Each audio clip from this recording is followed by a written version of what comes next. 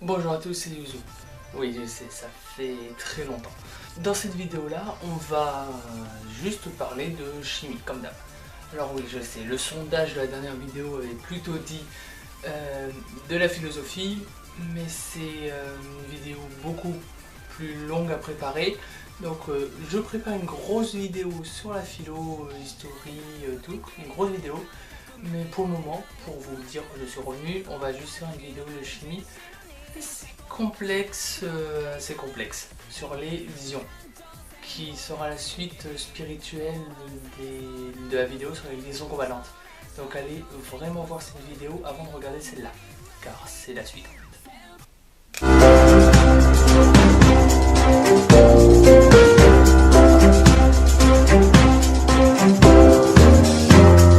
Donc les ions, c'est quelque chose d'assez facile en soi. Le plus compliqué vis-à-vis des ions, c'est de savoir pourquoi ils se forment. On va donc revoir en première partie tout le système de classification des atomes pour comprendre pourquoi les atomes évoluent naturellement vers la forme ionique. Puis évidemment on verra quelques exemples, pas avec l'oxygène et le CO2 cette fois-ci, parce que une molécule peut être ionique, mais ce n'est pas très intéressant. On va voir l'exemple très connu du NaCl. On verra plus tard. Donc, le système de représentation et de classification des atomes. Vous le connaissez, vous l'avez forcément déjà vu dans des séries, dans des dessins animés, partout. C'est le tableau périodique des éléments de Mendeleïev. Voilà, le punk russe qui a carrément prédit la découverte d'autres atomes, tellement son intuition était puissante.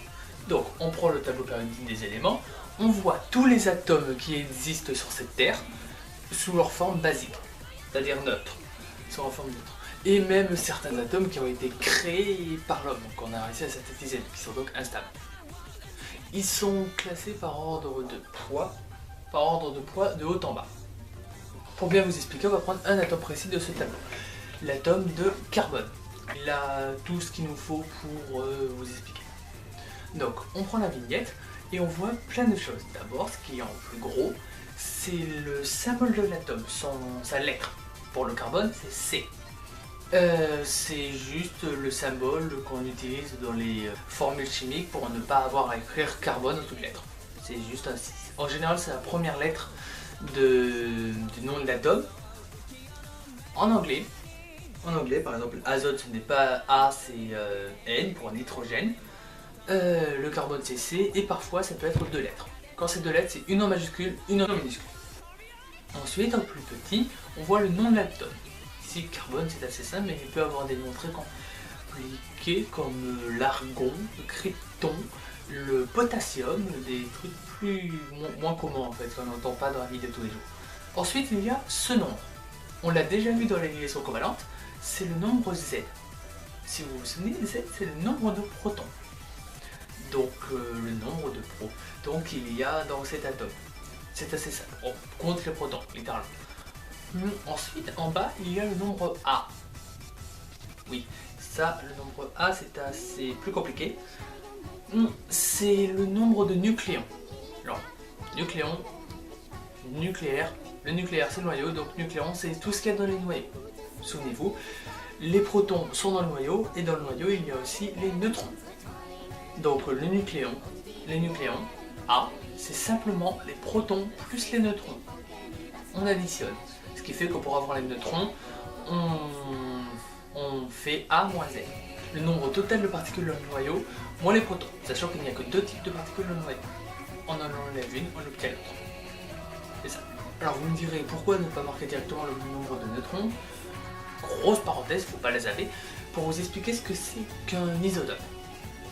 À quoi ça sert, Z, A, tout ça.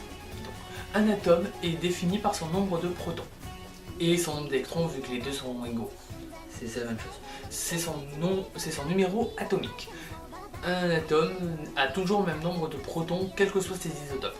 S'il n'a pas le même nombre de protons, ce n'est pas le même atome, tout simplement. C'est assez simple. Les neutrons par contre, eux, changent, et c'est ça l'isotope. Le même Z, mais pas le même A. Car les neutrons bougent. Le même nombre de protons, mais pas le même nombre de neutrons. Ce qui fait que ça a les mêmes propriétés chimiques mais pas physiques. Donc ce n'est pas le même atome, mais en même temps, comme on détermine quel atome c'est à partir du numéro atomique Z et du nombre de protons, c'est le même atome. Donc c'est un paradoxe, on appelle ça des isotopes. Et tous les isotopes sont castés dans la même case du tableau périodique. Par exemple, l'atome de carbone a 3 isotopes. Le carbone de base, 12, AZ4, 4 protons et 6 neutrons, peut changer avec le carbone 13, il y a 7 neutrons, et le carbone 14 où il y a 8 neutrons. Le carbone 14 étant radioactif, on l'utilise pour dater. Il a une durée de vie de plus ou moins 5000 ans, qui fait qu'on peut dater à plus ou moins 5000 ans un objet organique, ou carboné en tout cas, en fonction de son pourcentage en carbone 14. Moins il y a de carbone 14, plus il est vieux, car plus de tranches de 5000 ans il aura passé, donc plus de carbone 14 sera désintégré. Faites la parenthèse. Et si vous vous souvenez bien de la représentation de bord, vous me direz qu'il n'y a pas marqué les électrons. C'est juste parce que, comme on l'a vu, un atome est électriquement neutre, ce qui veut dire qu'il n'a ni de charge positive ni de charge négative. On l'a déjà vu dans le passe vide, c'est juste parce qu'il a autant de protons que d'électrons. Si on fait 2 plus 1 moins 1, ça fait 2 plus 1, 3 moins 1, 2. Ça équivaut à rien. Donc là pareil, un proton, un électron, ils sont là, les deux s'auto-annulent par la loi de Coulomb, ce qui fait que l'atome est neutre. Parenthèse, la loi de Coulomb est la loi qui détermine, en gros, que les particules de même signe se repoussent et les particules de signes différents s'attirent. Le moins attire le plus attire le moins se rejette, le plus se rejette. C'est le principe des aimants avec les pôles. C'est la loi de Coulomb. Alors vous me direz, oui, mais pourquoi les protons n'attirent pas les électrons dans le noyau? Comment les protons arrivent à tenir dans le noyau sans exploser? C'est à ça que servent les neutrons, et c'est beaucoup plus compliqué. C'est affilié à la radioactivité, et on verra ça dans une autre vidéo. Bon, maintenant on sait lire une vignette du tableau périodique. On sait pourquoi un atome est électriquement neutre, et on sait ce que sont des isotopes. Il ne nous manque juste qu'une chose à comprendre pour parfaitement comprendre la représentation des atomes, le système de couches.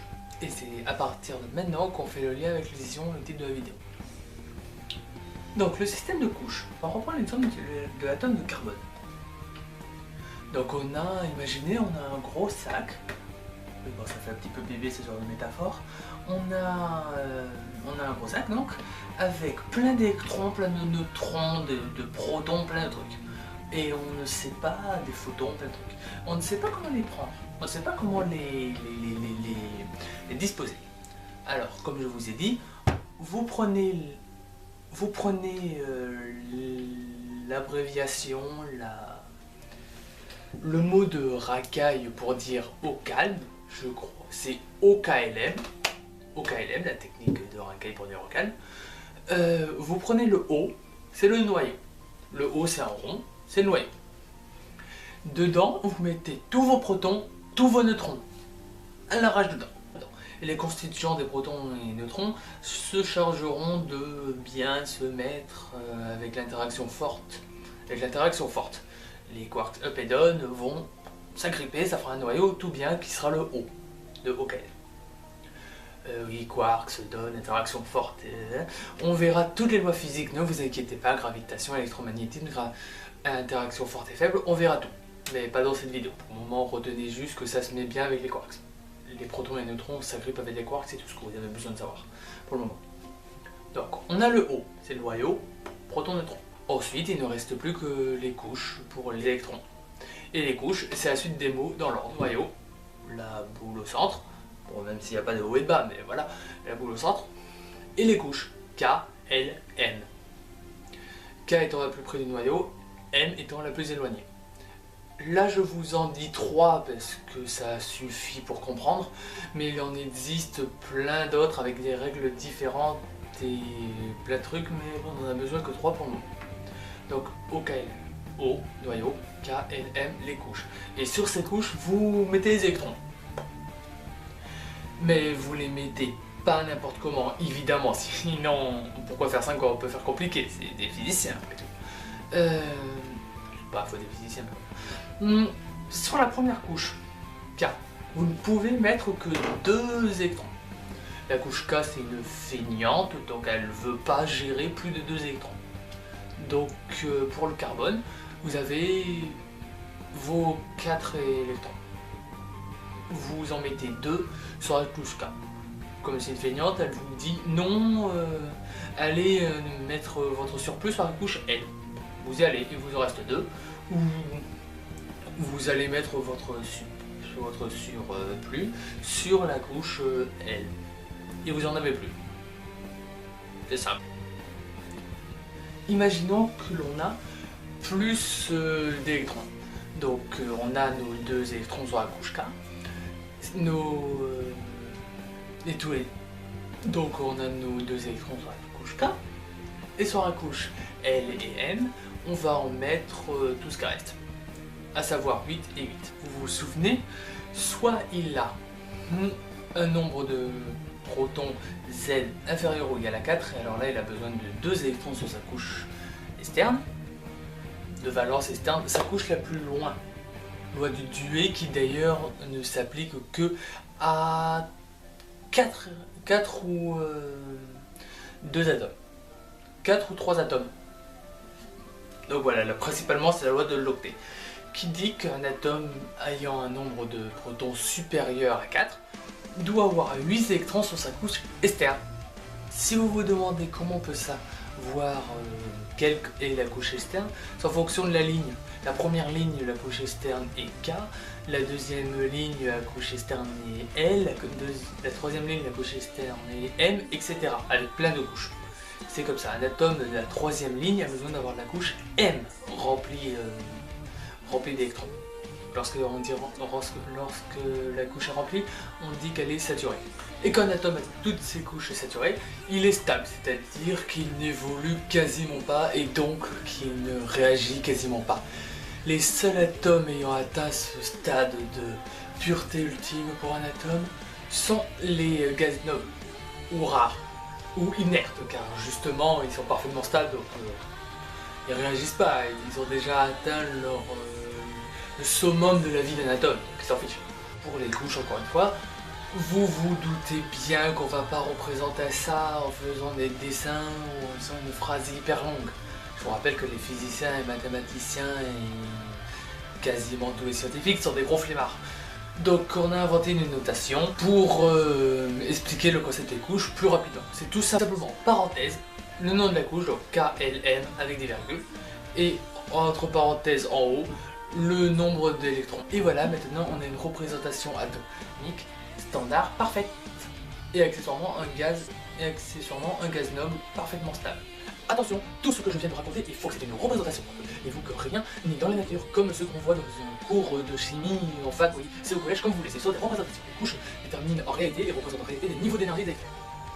Oui, des niveaux d'énergie, c'est la physique. C'est qu'après, il a fallu au chaque Schrödinger pour expliquer la technique des subaquatiques, mais on fera des vidéos sur la quantique plus tard. Au moment, rappelez-vous que c'est une représentation et que c'est en réalité des niveaux d'énergie. N'allez pas croire que si vous zoomez très fort avec votre loupe, vous allez voir les couches. Dessinées avec un trait. Donc, parfait, les gaz nobles, ils ont leur couche externe saturée. On est très content pour eux, ils sont stables, inertes, on s'en fiche. Mais c'est surtout tous les atomes qui sont avant. Eux, ils deviennent quoi? Ils sont pas stables.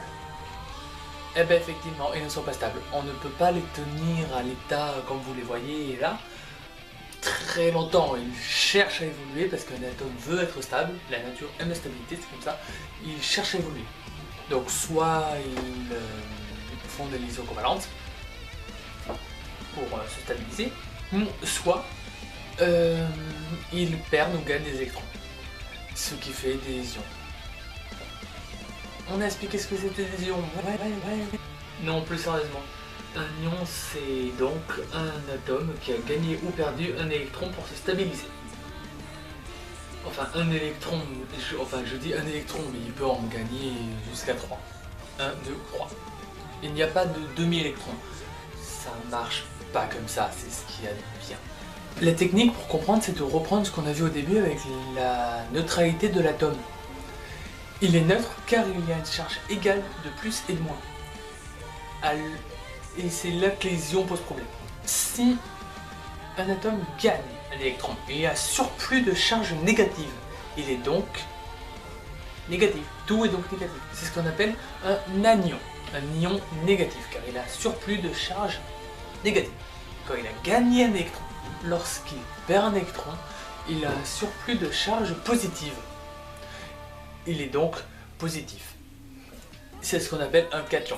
Moyen mnémotechnique, cation, cat, chat. C'est un ion chat, les chats c'est bien, donc c'est un ion positif. Voilà. Les cations et les anions, un anion gagne un électron, il est plus négatif, donc tout est négatif. Un cation perd un électron, donc il est plus positif. Parce que c'est qu'un chat, et les chats perdent leur poil. Trouvez tous les moyens mnémotechniques que vous voulez, ils sont tous bons, du moment que vous comprenez.